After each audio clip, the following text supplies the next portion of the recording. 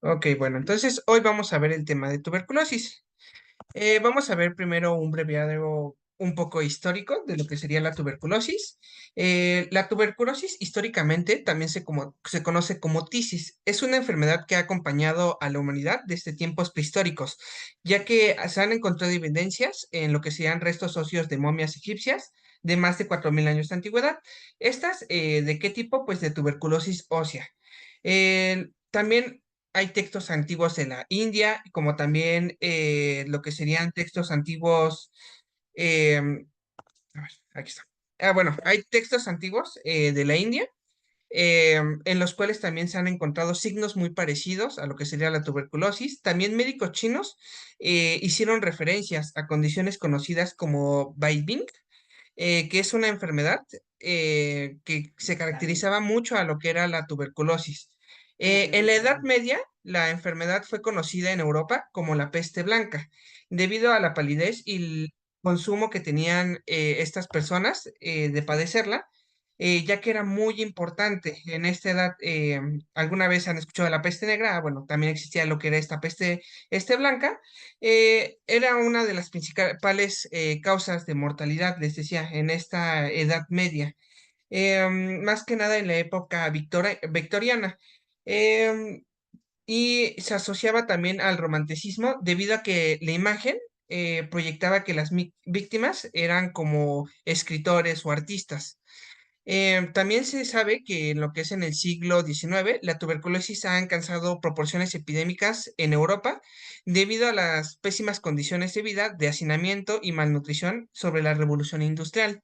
En Londres se reportó uno de los casos de 4 fallecimientos más importantes del siglo en esa época, ya que tenía un riesgo de propagación muy alta después de ese caso que se reportó en Londres, y pues igual hubo muchas muertes en toda esta época en la Revolución Industrial.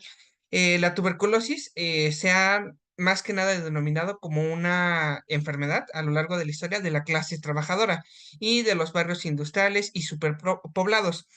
Esto es muy importante, esta parte de la clase trabajadora y de los barrios superpoblados. ¿Por qué? Porque ahorita que lleguemos a la epidemiología un poquito actual, que empecemos a notar, vamos a ver que realmente no ha cambiado. Lo que tenemos que encontrar desde ese tiempo se descubrió que la infección se pasaba por los aerosoles. Y durante esta época, el enfoque sanitario, más que nada, era la parte de la prevención. Y más que nada se sabía que las zonas rurales, que no tenían buena ventilación, no tenían luz solar, era crucial más que nada para la infección y para malas condiciones de un pronóstico. Después, posteriormente, tenemos a Robert Koch en 1882, que descubrió lo que era el Microbacterium tuberculosis como el agente causante de la tuberculosis. ¿Qué hizo? Pues utilizó técnicas de tinción ácido alcohol resistente, que hasta la fecha se siguen utilizando, que sería la tinción de Ciel-Nielsen, que vamos a ver que cuando lleguemos al diagnóstico, pues esta parte es lo que hizo Robert Koch de poderlo identificar el patógeno, y fue muy importante. Fue un hito crucial que hasta actualmente es algo recordado. A veces llegan a preguntar esta parte de quién lo descubrió, en qué año, pues eso es lo importante. Em, el impacto que ha tenido de forma global lo que es esta parte de la tuberculosis ha sido muy importante. ¿Por qué?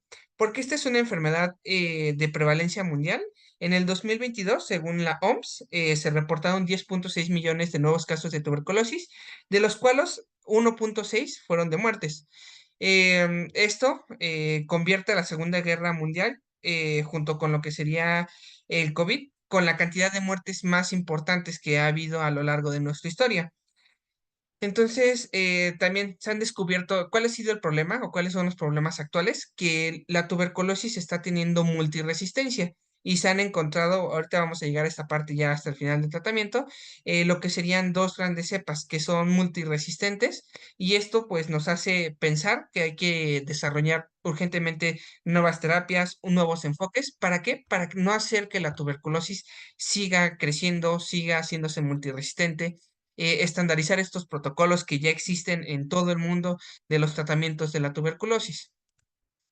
Ahora, Como tal, vamos a empezar un poquito con lo que sería la microbiología del Microbacterium tuberculosis. La tuberculosis va a ser un bacilo aéreo. No va a formar esporas y no es móvil. Entonces, la única forma de transmisión como tal, pues va a ser por esta parte de los aerosoles. Va a tener una resistencia ¿a qué? A los ácidos y a los alcoholes. Entonces, esto significa que la mayoría de jabones y de limpiadores a base de alcohol, pues no van a poder acabar con lo que es esta bacteria. Debido a que tiene esta resistencia, pues a su composición lipídica de su pared celular, ya que tiene ácidos micolíticos y lípidos complejos que van a hacer que sean hidrófagos. Esto también los va a proteger de lo que sea la fagocitosis y la acción de detergentes y antimicrobianos. Las paredes de lo que sería la tuberculosis también está involucrada en su virulencia. Los lípidos de membrana, como los dimazolos o los factores cordón o lo que serían estas partes que se unen a nuestra célula, van a ser responsables de la patogénesis, ya que van a inducir a respuestas inmunitarias e inflamatorias que pueden llevar a la formación de granulomas. Y estos granulomas van a hacer que el bacilo se haga resistente a lo que sería la parte de la fagocitación, de cómo se lo come lo que es la bacteria. ¿Qué es importante que nos tenemos que quedar de lo que es del microbacterio tuberculosis como médicos? Que la tuberculosis es una bacteria que tiene un tiempo de generación, un tiempo de propagación muy largo. Es muy largo, muy lento. De 14 a 24 horas, la verdad es que el tratamiento no lo vamos a tener. ¿Por qué? Porque se duplica muy lento y necesita condiciones específicas. Entonces, esto nos explica a veces por qué tenemos que dar tratamientos de 2, 3, 6 meses, ya que primero detectarla es complicada, que por sí misma ocupe pues sí, lo que sería protección para esconderse en lo que serían nuestras células, pues es muy, muy común. Su metabolismo va a ser aerobio, por lo que lo normal es que se encuentre en tejidos ricos de oxígeno. ¿Qué tejidos tenemos ricos de oxígeno? Pues el pulmón. ¿Qué parte es donde normalmente hay más oxígeno, hay menos luz de sol? En los ápices pulmonares. Lo que explica que en esta parte de la reactivación, cuando alguna persona ya tuvo tuberculosis, se encuentra en esta parte, en los ápices pulmonares.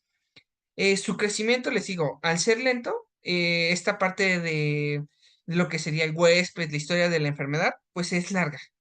Entonces, pues se puede decir que es una enfermedad latente. ¿Por qué? Porque a veces las personas empiezan con el cuadro y todo, a veces no quieren seguir con su tratamiento, concluirlo, y pues, ¿qué hacen? Que como está en esta parte su sistema inmune ya bien, la tuberculosis se esconde, se puede decir así, y entonces, pues posteriormente la persona cree que ya se curó cuando no es cierto. Es muy difícil podernos curar de lo que es la tuberculosis. Esta parte de la parte de que diríamos que le ayuda a la tuberculosis a que no siga propagándose sería la hipoxia y el estrés oxidativo. Ahora, en esta parte de la evasión de lo que sería la tuberculosis, es un poquito del ciclo celular, vamos a tener varias partes. La primera es que la tuberculosis va a evadir lo que es el sistema inmune, evitando la maduración de los del fagocito, del que se ha fagocitado. Esto puede hacer que, ¿qué pasa? Ok, bueno, no puede evitar que sea fagocitado, entonces, ¿qué voy a hacer? Que me fagocite y ¿qué voy a hacer? Me voy a propagar dentro del interior de este mismo fagocito. ¿Esto qué va a hacer? Que se agarren y vamos a tener lo que sería el interferón gamma y citoquinas proinflamatorias que nos van a inducir a la necrosis tumoral. Entonces, ¿qué va a haber? Esta parte de la inflamación, de la persistencia, de que está escondida en la misma defensa, va a hacer que se granule. ¿Y esto qué causa que la granulación? Pues que la infección se contenga en lo que sería en esta parte aislada, pero sin forma fácil de que sea fácil de eliminar. Ahorita vamos a ver un poquito más extenso la fisiopatología. Igual, importante, antes de que sigamos. Lo que sería la tuberculosis, existen lo que serían varios tipos. Tenemos la Microbacterium tuberculosis, la Microbacterium bovis, la Microbacterium africanum y la Microbacterium mycotis. La más común es la Microbacterium tuberculosis, que se llega a dar en lo que sería la parte de nuestros pulmones. Ahora, la Microbacterium bovis va a ser la causante de la tuberculosis zoonótica. ¿A qué nos referimos? Fue transmitida a lo que serían eh, más que nada bovinos, o más bovinos, lo que serían vacas, y posteriormente podrían ser capaces de pasarnos a nosotros o al mismo ganado. La tuberculosis africanum, esta va a ser en África Occidental y Central, y normalmente esta es muy limitada. No es tan fácil de que sea transmitida entre especies ni demás, entonces es algo sí que tenemos que tener en cuenta que nos puede dar, pero pues únicamente estamos en África Occidental y África Central. Y la Microbacterium mycotis va a ser la causante de la tuberculosis de roedores y animales de laboratorio, pero esta es muy rara que llegue a pasar a humanos. Entonces, tenemos que quedarnos con Mycobacterium tuberculosis. Ahora, pasando a lo que sería la fisiopatología, un poquito les digo más específico. ¿Dónde va a iniciar todo esto? Pues primero se tiene que inhalar. Va a agarrar y va a haber un contacto en el que, ¿qué vamos a hacer? Pues vamos a inhalar lo que sería pues sí, nuestro Mycobacterium tuberculosis. ¿Esto qué va a hacer? Pues va a llegar a nuestros pulmones. Y en lo que serían nuestros pulmones van a notar que hay algo mal. Entonces, ¿qué van a hacer? Pues van a fagocitarlos. Al estar siendo fagocitados, gracias a que la microbacterium puede inhibir la parte de la fagocitosis, va a impedir como tal su destrucción. Entonces, esta infección se va a hacer una infección primaria caracterizada ¿por qué? Por la parte inmunitaria de los linfocitos T, los cuales van a reclutarse en el sitio de infección, van a liberar citoquinas, interferón alfa y se van a activar los macrófagos para matar a los bacilos. Sin embargo, no van a poder ser como tal destruidos por ya todo lo que pudieron hacer la tuberculosis de esta lisis de los macrófagos, de poderse replicar dentro de los mismos macrófagos y este sistema debilitado nos van a agarrar y nos van a causar cierta inmunidad. ¿Y qué van a hacer? Pues van a formar entonces en este epitelio como tal de lo que sería nuestro pulmón, granulomas, que van a ser estructuras formadas entre los macrófagos, los linfocitos T, células gigantes y células epiteloides. ¿Esto qué va a hacer el cuerpo? Va a decir, ok, no te puedo combatir, entonces te voy a encapsular. Va a decir, no puedo contra ti. Ya intenté mis sistemas inmunológicos. Entonces, ¿qué va a hacer? Contener la infección. ¿Para qué? Para que no se diseminen, para que los bacilos se queden ahí. ¿Cuál es el problema? Sin embargo, se van a seguir, esta parte de la clonación va a ser un arma de doble filo. ¿Por qué? Porque aunque limita lo que es la propagación y va a intentar permanecer ahí el bacilo de forma lactante, que es así como de, ok, no te elimino, te quedo aquí contenido, puede causar necrosis, algo que se llama necrosis gaseosa. Esta necrosis va a ser patognomónica de la tuberculosis. Esto ocurre en estos granulomas y estos va a deberse pues a toda la parte que está ahí, la perfusión, va a intentar lo mismo. Eh, Gracias a que se formó este granuloma y se está conteniendo, va a haber menos cantidad de sangre. Entonces va a causar la muerte celular. Entonces, al pensar lo que es el cuerpo, ok, mato esa parte de mi cuerpo, entonces ya no debería de propagarse. Pero ¿qué pasa? Pues va formando cavitaciones en lo que sería nuestro pulmón y pues esas son las cavernas que vemos normalmente en lo que sería nuestros pulmones. Ahorita vamos a ver una imagen o dos para que son las características, para que lleguen a ver qué es la tuberculosis y cómo lo vemos en radiografías. Va a haber varias formas en las que podemos tener esta diseminación, en la que podemos ver cómo se esparce. Puede ir a ganglios linfáticos, al hueso y articulaciones, sistema nervioso central, sistema genitourinario, que ¿cómo se le van a llamar? Pues lo que serían tuberculosis extrapulmonar. Es poco común, pero sí llega a pasar. ¿Qué es lo que pasa? Normalmente tenemos a lo que es nuestra tuberculosis primaria, que esta es la que deberíamos de tratar. Nuestra tuberculosis lactante, que no sabemos en qué momento se desactivó y creemos que ya la tratamos. Y nuestra tuberculosis activa, que este va a encontrarse en un 5 de las personas que van a tener la tuberculosis lactante, que van a presentar todos los síntomas y demás, en el cual pues nunca pudieron salir de lo que es esta enfermedad. Ahora, vamos a lo que serían las manifestaciones clínicas. En las manifestaciones clínicas, esto es lo más importante que presentan nuestros pacientes. Una tos persistente. Esta tos persistente, ¿a cuánto tiempo estamos diciendo que es una tos persistente? Pues tiene que durar más de 3 semanas. Una fiebre vespertina en la mañana. Ahora sí, si les dicen, ok, yo tengo fiebre, pero nada más me dura en la mañana. He tenido tos por más de 3 semanas y estoy sudando en la noche y ha perdido peso.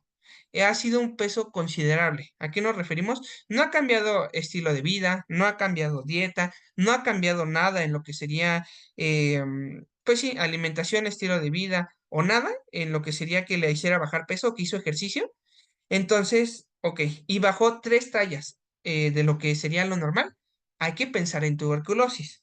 Hemoptisis, ¿a qué nos referimos? Que estén tosiendo en lo que sería de color, digamos que asalmonelado, un color como si tosieran sangre. Si tiene cualquiera de estos síntomas, una tos por más de 3 semanas, fiebre de estetina, sudoración, hay que pensar en tuberculosis. ¿Qué personas son las que son más características o población de alto riesgo? Serían situaciones en las que la persona tenga VIH, personas en situación de calle, personas que viven en instituciones cerradas como qué, como cárceles, que están muchas personas conviviendo en un lugar junto en el que hay poca ventilación, están encerrados, no entra la luz del sol. Podemos decir que en esas condiciones la persona tiene tuberculosis. Igual, grupos vulnerables serían adultos mayores. Entonces, si les llega un adulto mayor con tos de más de 3 semanas, está sudando en la noche, ha perdido peso, y está tosiendo como si fuera sangre, pues entonces está esta parte de que puede ser tuberculosis. ¿Por qué pasa la hemoptisis? Si estamos diciendo que hay una destrucción de lo que sería nuestro parénquima, pues es esta parte, está habiendo toda esta destrucción. Entonces, por algún lado tiene que salir. ¿Y qué pasa? Pues tosemos en pocas palabras sangre. Vamos a tener lo que serían signos radiológicos específicos.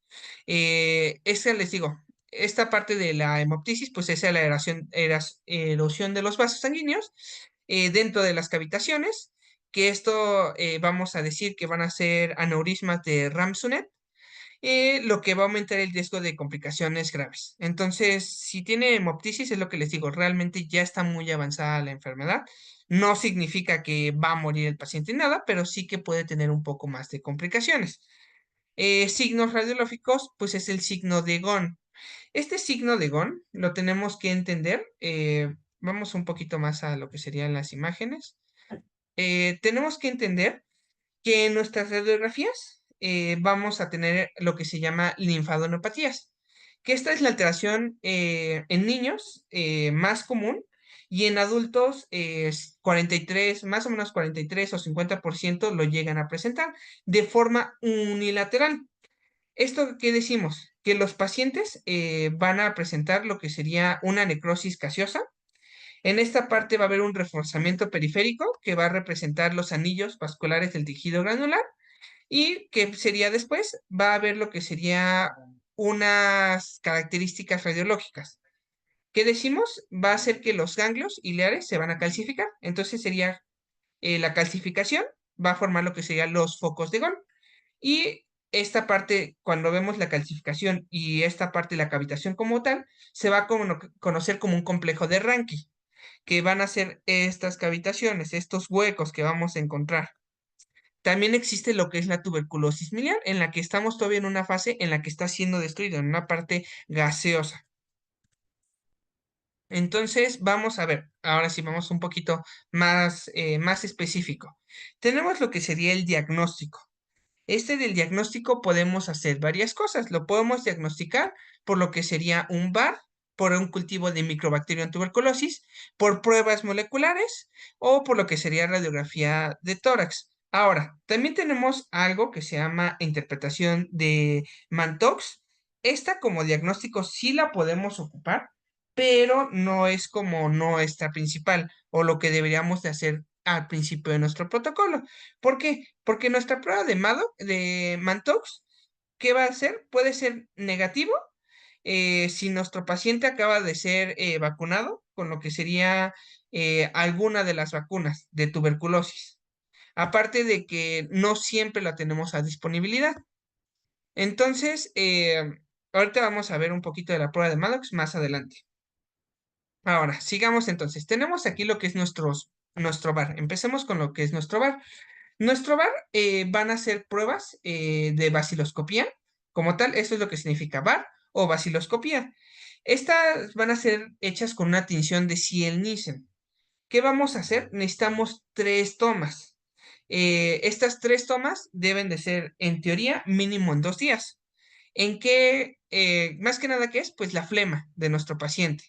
Entonces, tenemos que decirle a nuestro paciente, darle lo que son los vasitos y decirle, ok, va a agarrar y va a darnos la flema. No queremos lo que es la saliva, no queremos esta parte, necesitamos la flema.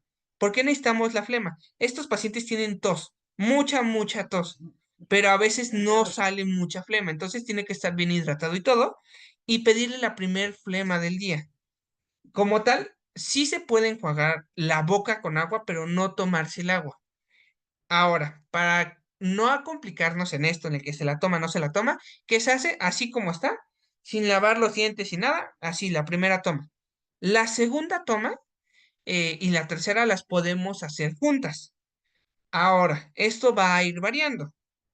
Dependiendo del protocolo que sigan sus hospitales o demás, a veces les pidan que sean de 3 días de la toma de la mañana. Ahora, por protocolo del INDRE y por toda esta parte que se hace en laboratorio, la segunda toma sí se puede hacer en lo que serían juntas, la segunda y la tercera. En lo que sería, ok, saca el segundo día, saca la segunda muestra, nos esperamos de 2 a 3 horas y volvemos a sacar lo que sería el bar. ¿Por qué? Porque de hecho se recomienda más así, porque hay horas en las que es más probable que esté el bacilo activo. ¿En qué horas son? En las que no está el sol. Entonces se pide por eso la primera de la mañana. En la segunda y tercera podríamos hacerlo, ok, hoy en la mañana y hoy en la noche, y ya tenemos lo que serían nuestras 3 pruebas de tuberculosis. Encontrarla es a veces muy complicado. Entonces, un VAR negativo a veces no nos da el diagnóstico. Ahora tenemos lo que sería el cultivo de Mycobacterium tuberculosis. Este es el gol estándar para el diagnóstico. ¿Cuál es el problema? Que tardamos de 3 a 8 semanas en poder tener una respuesta. Entonces, esto nos permite, sí, hacer un buen diagnóstico, pero realizar las pruebas, sobre todo igual farmacológicas, de ver si es multiresistente, no es multiresistente y demás, pues nos va a servir muy bien pero vamos a tardar muchas semanas. Este se puede hacer en qué tipo de cultivo, porque esa a veces pregunta. Son cultivos sólidos de Lowenstein-Jensen.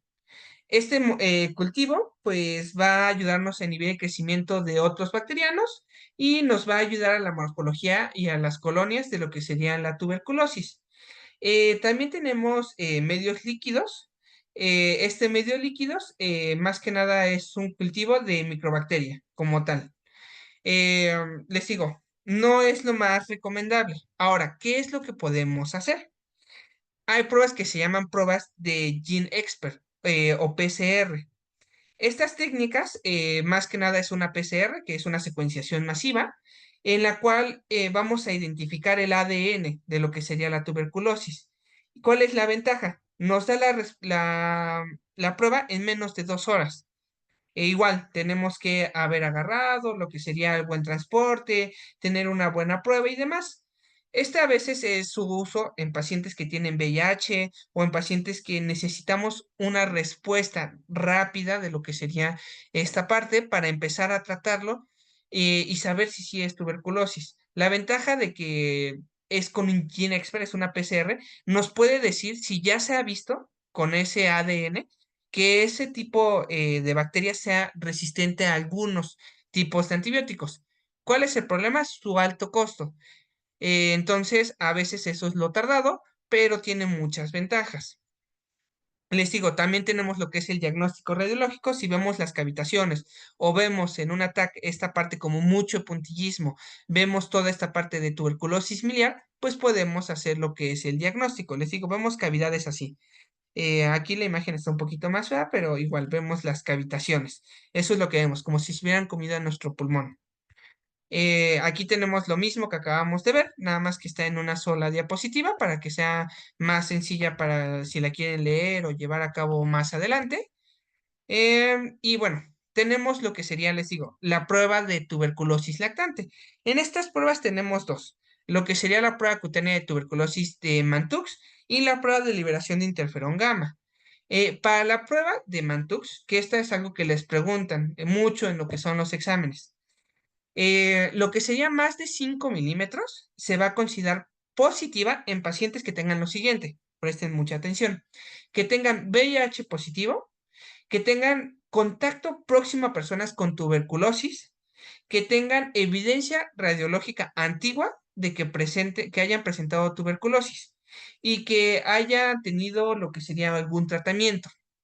Ahora, para que sea positiva también, ahora igual tienen que escuchar. Si son más de 10 milímetros, tienen que ser personas que tengan factores de riesgo para la tuberculosis, como el VIH, tener la historia de que hayamos consumido drogas y que más que nada drogas que hayan sido de tipo inyectadas, que hayamos tenido esta parte de mucho contacto con este tipo de jeringas o de partes de alto riesgo. Personas que viven en hacinamiento. ¿A qué nos referimos? Personas que están en un asilo de ancianos, que están en hospitales, que están en prisiones o en centros de rehabilitación como AA, eh, personal sanitario o niños menores de 5 años que no hayan sido vacunados pues, en lo que serían esos 10 15 días. Ahora, para que sea positiva, es que no, ahora sí, en todos los casos, si presentamos más de 15 milímetros, es positiva. Sin importar si tenía VIH, no tenía VIH, sin importar esta parte, es positivo. Esto es importante que lo tomemos en cuenta. Y pues la de interferón gamma, pues es muy sencillo. Agarra, mide la respuesta inmunológica in vitro y solito ya te dice, ok, si es positiva o no es negativa. La verdad es que a veces es más sencillo hacer otro tipo de estudios. ¿Por qué? Porque son más específicos y solito nos va a decir exactamente qué tenemos que hacer o si salió positiva o no salió positiva. Ahora, para el tratamiento de lo que sería la tuberculosis vamos a tener dos. Una intensiva en el cual vamos a incluir 4 medicamentos. Lo que es la isoniazida, la rifampicina, piramicida y etambutol. Y tenemos lo que es la fase de continuación, que va a ser por 4 meses y únicamente va a consistir de rifampicina e isoniazida. Esto es importante. Esto sí se lo tienen que aprender. Es algo que les preguntan siempre. El tratamiento de la tuberculosis. ¿Por qué? Porque es un tratamiento protocolario o ya está como tal con esquema. Y es un protocolo que se tiene que seguir. No hay cambios. Esto es lo que se tiene que hacer. Solo hay que tomar ciertas consideraciones. El ajuste en dosis en pacientes con insuficiencia renal o insuficiencia hepática que tengan un potencial, más que nada, toxicidad. Y esta parte, tenemos que cuidar mucho la adherencia de los tratamientos. Es algo muy difícil de quitar la tuberculosis. Si no tenemos este tratamiento de observación, muchas veces anteriormente, todavía algunos protocolos lo marcan, las pacientes, aunque sean dados de alta, tienen que ir, o hasta la enfermera tiene que ir a darle sus pastillas en la boca y revisar que se la tomen.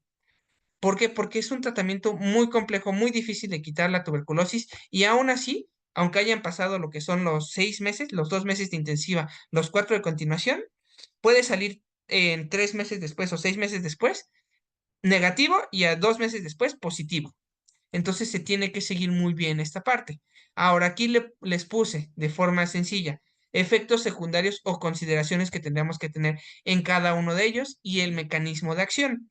No nos vamos a detener tanto en esta parte del mecanismo de acción y demás, pero pues aquí se los puse en una parte en la que tenemos isoniazina, rifampicina, piramicida y etambutol como la primera fase, la intensiva, en la cual pues esta va a variar la cantidad de pastillas que le vamos a dar dependiendo del peso y demás. Y en la fase de continuación, isoniazina y rifampicina por 4 meses.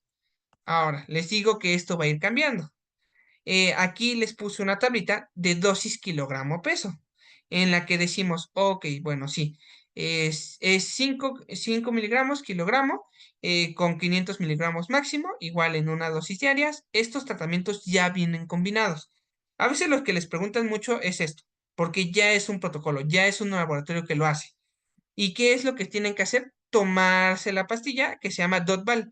Ya solito viene combinado el medicamento. Esto es importante, ¿por qué? Porque tiene que descansar en teoría lo que es un día, lo que es nuestro paciente. Entonces se los va a tomar así lunes, martes, miércoles, jueves, viernes y sábado a la misma hora. Y lo que sería los domingos viene lo que sería una pastilla igual de efecto placebo, en la que no tiene nada, pero es para que no pierda la rutina el paciente. Y así se va a hacer. Ok, te tomas lunes, martes, miércoles, jueves, viernes, sábado y el domingo. Todos los días vamos a supervisar que te la tomes. Ok, ya vamos a pasar a lo que sería nuestra fase de mantenimiento. Se reduce la dosis. Va a seguir siendo diaria, pero esta parte va a ser lo que sería lunes, miércoles y viernes o martes, jueves y sábado. Esta parte ya es de protocolo y ya viene hasta en la misma caja, viene el instructivo para que no nos equivoquemos. ¿Por qué? Porque les digo que esto es algo de tratamiento mundial en el que ya se especificó, ya hay dosis, ya hay todo lo que se tiene que hacer. Ahora, les digo que hay cepas multiresistentes. Aquí que nos tenemos que quedar con esta diapositiva. Ok, tenemos la rifampicina y lo que sería igual, el tratamiento para la tuberculosis multiresistente. Vamos a aumentar la dosis del fármaco para ver si funciona el fármaco. Ahora, viendo que no funciona, podemos hacer entonces con fluoroquinolonas, que es levofloxacino o moxifloxacino, y aminoglucósidos. Este tratamiento que es amicacina o capromicina. Y pues vamos a agarrar y vamos a estar igual, un tratamiento intensivo. Esta parte, ¿quién la hace? ¿Quién va a definirlo? Lo que sería como tal, lo define lo que es el Estado.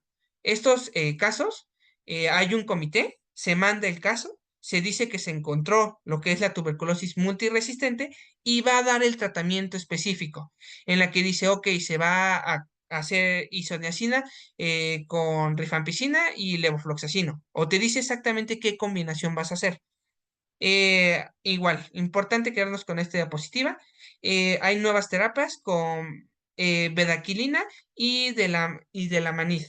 Esos son esa parte de lo nuevo que está llegando de medicamentos. Complicaciones, pues vamos a tener varias. Lo que serían las cavitaciones pulmonares, que se van a quedar en lo que serían nuestros pulmones conforme va avanzando lo que sería nuestro problema de la tuberculosis, y esto pues nos va a predisponer a infecciones secundarias, nos va a predisponer a infecciones más que nada fúngicas, aspergiloma y pues igual al problema respiratorio. Te podemos tener igual bronquioectasias. Esta pues van a ser secuelas de la tuberculosis, son irreversibles y pues va a ayudarnos a la retención de secreciones, lo que aumenta el riesgo de más infecciones. Podemos tener lo que sería la fibrosis pulmonar.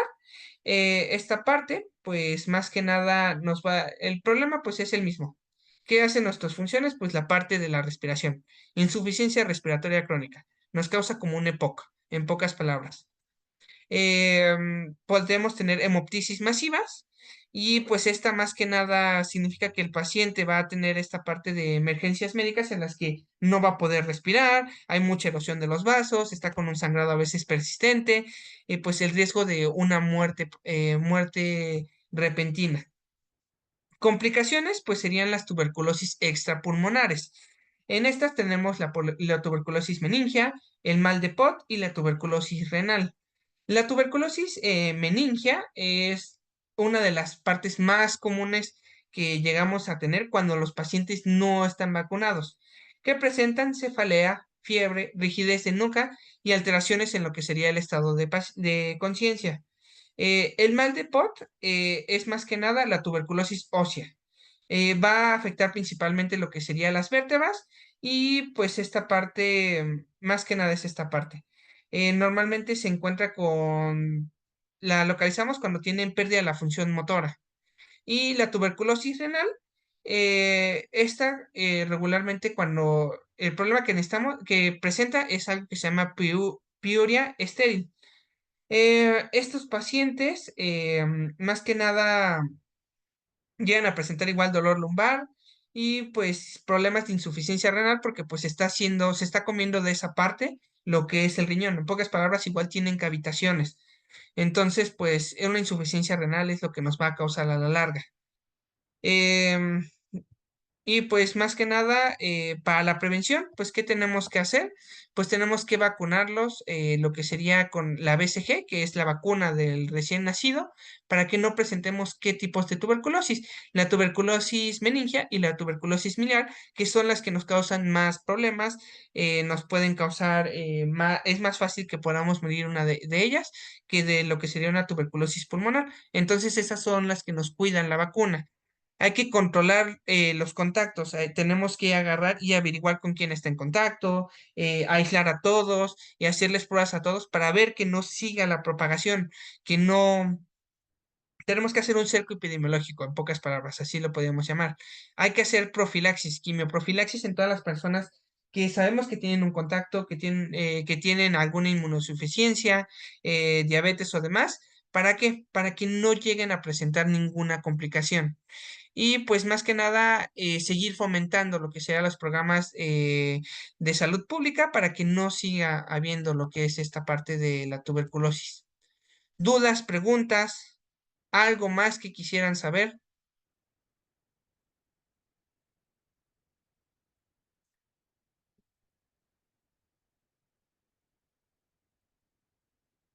Les digo, ahora sí fue un poquito más pesada la clase. Intentamos ver todo, desde datos históricos hasta el tratamiento y un poquito hasta de interpretación de las pruebas. Sé que tal vez falta profundidad en algunas partes, pero pues intentamos adecuarlo a una hora específico para que no nos gane el tiempo.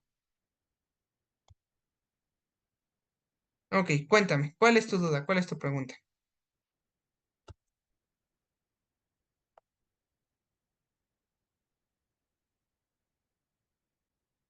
Si quieres, escríbela en el chat y sin ningún problema te la contesto.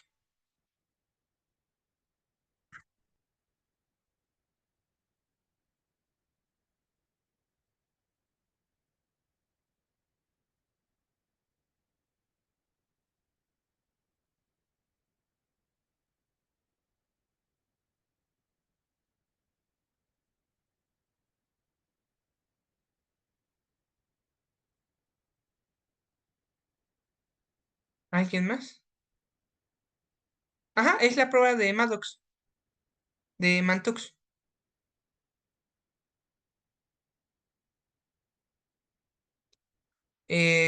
Pues no se tiene que aplicar ningún medicamento como tal. eh, la prueba de Mantux es esta parte, agarramos, damos una parte de lo que es la parte de la tuberculosis desactivada y revisamos cuánto tiempo va creciendo, revisamos cuánto creció la roncha.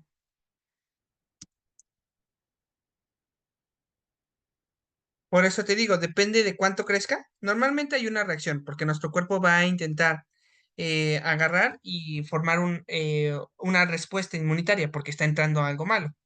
Por eso tenemos que decir, tomar en cuenta, pues, todo lo que decíamos de nuestro paciente.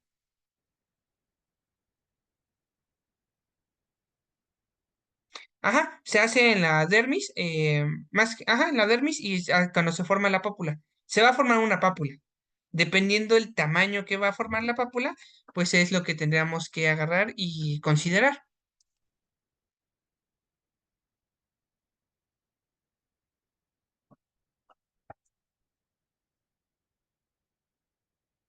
Te digo, es esa parte que sí tenemos que siempre considerar a nuestros pacientes, individualizarlos.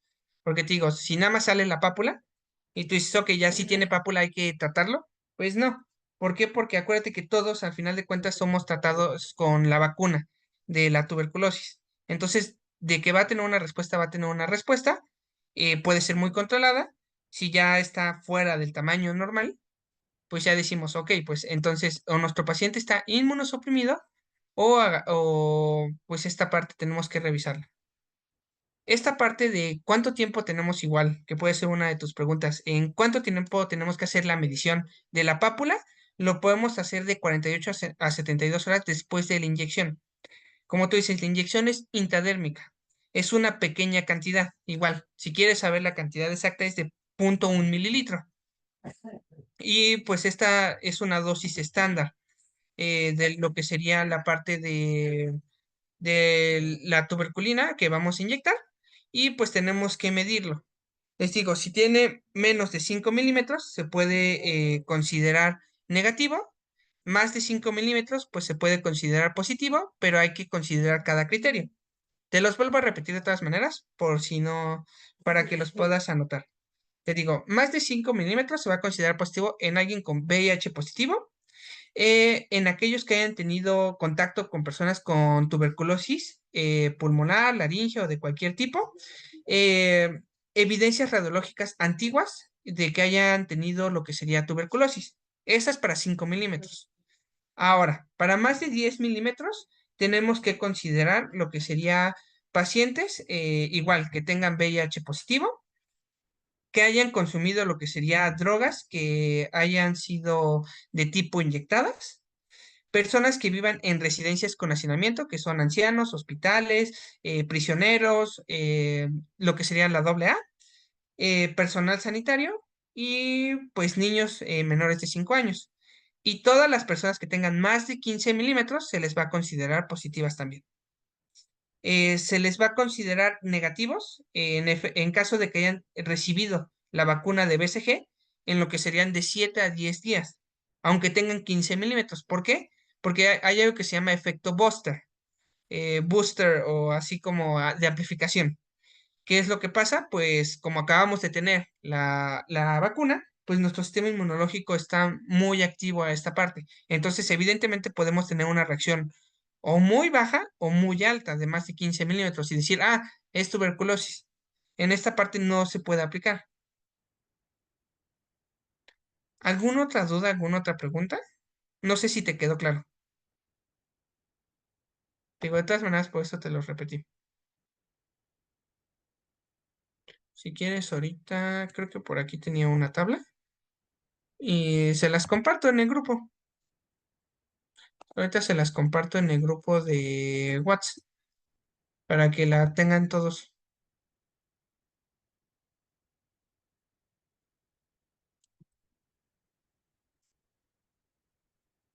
¿Alguna otra pregunta, alguna otra duda, algo más que quisieran saber?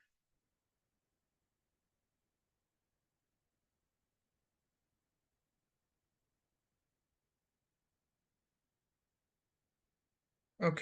Bueno, ahorita busco la tablita y se las mando al grupo de WhatsApp.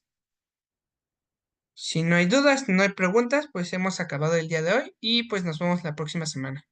Creo que todavía no hay tema para la próxima semana, pero igual les vamos a mandar el calendario al grupo para que pues puedan verlo. Entonces, pues nos vemos, buena noche y pues sería todo por el día de hoy.